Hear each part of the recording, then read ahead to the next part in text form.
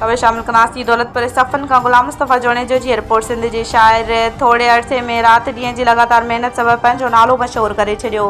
सिंध जे मशहूर शाइर जिनसार अहमद जोणे जो खानपुर जोणे जो भरिसां ॻोठ बोरडीअ जो रहायशी आहे। संदसि असुल नालो अलाओ भायो जोणे जो आहे। जी जलमूजी सिंध न्यूज़ चैनल दौलतपुर जी रिपोर्टर GM जोणे जो खे इंटरव्यू ॾींदे चयो त पाण सिंध जे मशहूर रूहानी शाइर जिन में उस्ताद बुखारी अली गुलसांगी अनवर कमराणी जी शाइरी उस्ताद मंजूर सखीराणी जे आवाज़ खां मुतासिर थी 2008 कैस्ट वारे दौर में हिन फ़न जी दुनिया में क़दम रखियो।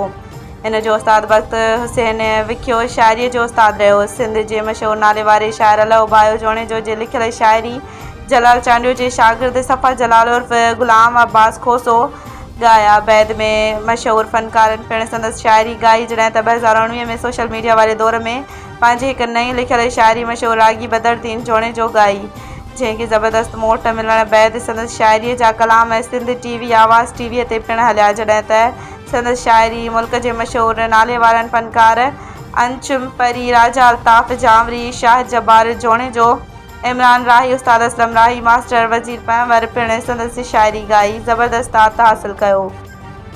हिन नौजवान शाइर जा ईद उल फितर जे ईद जे मुनासिबत सां 3 कलाम जेके मुख़्तलिफ़ फ़नकारनि जे आवाज़ में अव्हां खे ॿुधण लाइ मिलंदा। आख़िर में हिन चयो त मुंहिंजी कामयाबीअ जो राज़ मुंहिंजे वालिदैन जूं दुआऊं आहिनि।